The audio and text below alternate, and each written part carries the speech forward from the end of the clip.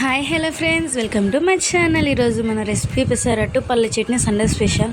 ముందు రోజు నైట్ పెసరపప్పు, బియ్యం, మెంతులు, కొన్ని మినపప్పు ఇవన్నీ ఓవర్ నైట్ సోక్ చేసి పెట్టుకున్నాను. తర్వాత రోజు అవన్నీ ఇలా మిక్సీకి గ్రైండ్ చేసేసాను.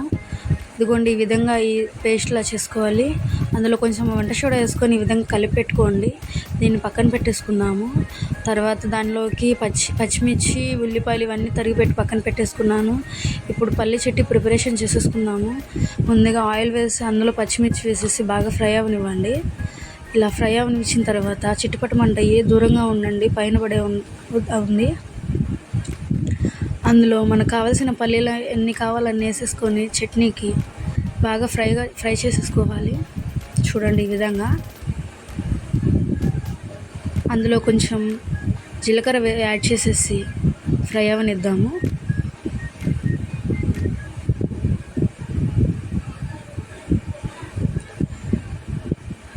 రెండు వెల్లుల్లి రెబ్బలు కూడా వేసుకొని బాగా ఫ్రై అవనిచ్చి కరివేపాకు వేసి ఫ్రై అయిన తర్వాత దాన్ని మిక్సీలోకి తీసేసుకోవాలి. మిక్సీలోకి ఇదిగో ఈ విధంగా తీసుకొని మనకి తగినంత ఉప్పు వేసి ఇట్లా రుబ్బి పెట్టుకోవాలి. తర్వాత మనం పోపు పెట్టేసుకుందాము. ఆయిల్ వేసి పోపు దినుసులు వేసి జీలకర్ర, వెల్లుల్లి రెబ్బలు దంచి వేసుకోండి, ఫ్లేవర్ ఉంటుంది చట్నీకి. కొంచెం కరివేపాకు కూడా వేసి బాగా ఫ్రై అవ్వనివ్వాలి. చూడండి, ఈ విధంగా ఫ్రై అవ్వనివ్వాలి.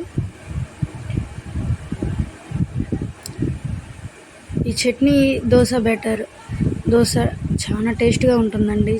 ఈ చట్నీతో తింటే పల్లి చట్నీ, అందులో అల్లం చట్నీ కూడా అంటే ఇంకా బాగుంటుంది.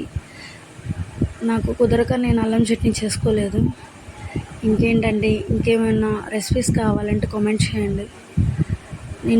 మేము ఎప్పుడు ఇంట్లో ఇలానే చేసుకుంటాం ఇంట్లో. ఇది అయిపోయిన తర్వాత మాడకుండా కొంచెం రోస్ట్గా అయిపోయిన తర్వాత ఫ్రై అయిన తర్వాత అందులో మన చట్నీ బ్యాటర్ వేసేసుకొని బాగా ఫ్రై చేసేసుకోవాలి. మంచి స్మెల్ వస్తుంది చట్నీ స్మెల్. చూడండి, ఈ విధంగా తర్వాత ఒక ప్యాన్ తీసుకొని, మేమైతే మా మమ్మీది దోశ షాప్ ఉంది, అందుకని ఇలా ఫస్ట్ దిష్టి దోశ వేసుకుంటాం. ఎప్పుడు దోశ వేసుకున్నా ఇంట్లో తిన్నా కూడా మనకేం అవ్వకూడదు అనేసి, ఎవరైనా దిష్టి పెడతారా, మా దిష్టి పడికి తగలకూడదు అనేసి.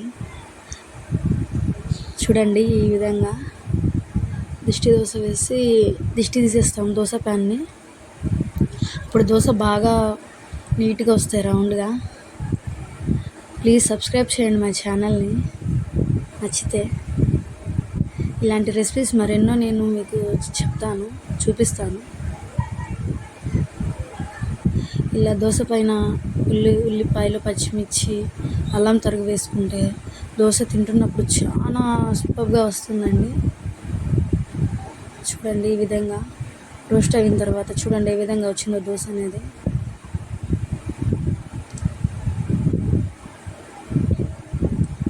అంతే అండి, మన పెసరట్టు పల్లి చట్నీ సింపుల్ వేలో